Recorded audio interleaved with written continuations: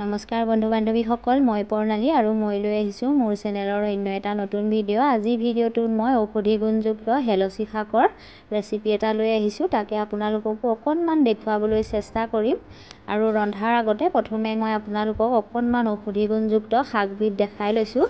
এইবিধ হৈছে হেলচি শাক। এইবিধ সাধাৰণতে পুখুৰীৰ পাৰত, নদীৰ পাৰত বা ডুবিৰ পাৰত সেমেকা ঠাইত হয়, পানীৰ কাষত। আৰু এই হেলচি শাকবিধ বহু ঔষধি গুণযুক্ত। এইবিধ সাধাৰণতে ছালৰ যিকোনো ৰোগৰ বাবে ভাল, লগতে হাঁপানি, বাত বিষ, ঘামচি, লিভাৰ আৰু ব্ৰংকাইটিছ, লগতে হাত ভৰি জ্বলা পোৰা কৰিলেও এই শাকবিধ খালে বহুত আৰাম পোৱা যায়।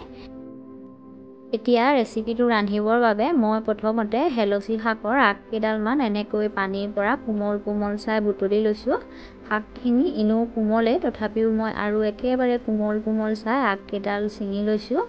আৰু শাকখিনি এয়া মোৰ ছিঙা হৈ গ'ল। এয়া আপোনালোকক দেখুৱাই দিলোঁ, অকণমান শাককেইডাল ছিঙাওঁ।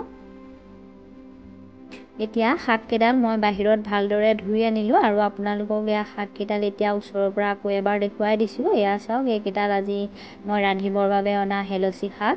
এইকেইডাল এতিয়া মই মিহি মিহিকৈ কাটি ল'ম। এতিয়া মই শাকখিনি মিহিকৈ কাটি ল'লোঁ। কটাৰ ভিডিঅ'খিনি নেদেখুৱালোঁ, সকলোৱে শাকখিনি কাটিব জানেই। আৰু এইফালে মই কেৰাহীত তেল গৰম হ'লত ইয়াতে দি দিছোঁ কেইটামান পাঁচফোৰণ আৰু ৩-৪টামান শুকান জলকীয়া, লগতে এইফালে কাটি ৰখা এটা পিঁয়াজ আৰু ২-৩টামান নহৰু দুফুটামান সৰহকৈ দিছোঁ। আৰু লগতে দি দিছোঁ এয়া হালধি। আৰু অকণমান সময় মই নহৰু পিঁয়াজখিনি ভাজি লৈছোঁ। এতিয়া এইখিনি অকণমান ভজা হ'লত ইয়াতে দি দিছোঁ মই 2টামান সৰু আলুগুটি। আৰু সৰু আলুগুটিখিনিও মই অকণমান সময়ৰ বাবে এয়া ভাজি লৈছোঁ। আলু আৰু পিঁয়াজখিনি ভজা হৈ গ'লত এতিয়া ইয়াতে মই দি দিছোঁ মিহিকৈ কাটি ৰখা হেলচি শাকখিনি। শাকখিনি দি ইয়াৰ পিছত এতিয়া মই হেতাখনেৰে অকণমান শাকখিনি ভালকৈ লৰাই দিছোঁ। শাকখিনি ওপৰ তল সম্পূৰ্ণকৈ কৰি দিছোঁ। এতিয়া এইখিনি মোৰ ভালকৈ লৰোৱা হৈ গ'লত এতিয়া ইয়াতে মই দি দিছোঁ অকণমান আন্দাজমতে নিমখ। নিমখখিনি দিয়াৰ পিছত এতিয়া মই আকৌ শাকখিনি এবাৰ ভালকৈ লৰাই দিছোঁ। আৰু এয়া শাকখিনি মোৰ লৰাই হৈ গৈছে। এতিয়া শাকখিনি মই অকণমান সময়ৰ বাবে ঢাকোন মাৰি দিম, তেতিয়া খুব ধুনীয়াকৈ সিজিব। আৰু এয়া শাকখিনি মই অকণমান ঢাকি দিছোঁ।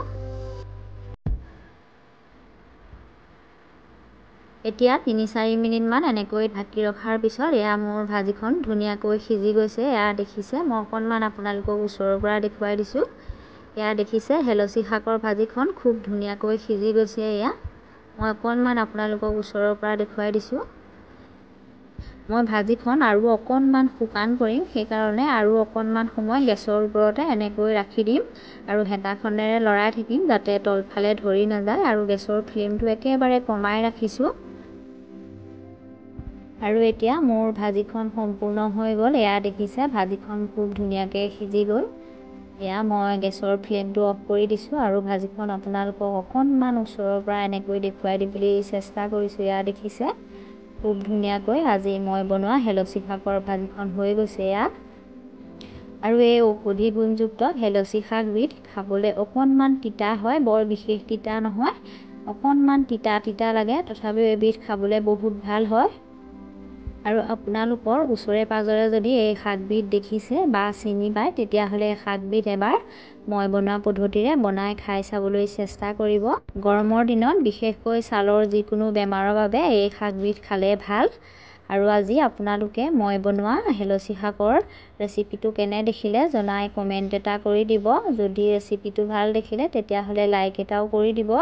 আৰু যিসকলে মোৰ চেনেলটো প্ৰথমবাৰৰ বাবে দেখা পাইছে, মোৰ চেনেলটো ছাবস্ক্ৰাইব কৰি দিব বুলি আশা কৰিলোঁ। লগতে আপোনালোকে ইমান সময় মোৰ লগত সহযোগ কৰাৰ বাবে আপোনালোক সকলোলৈকে ধন্যবাদ।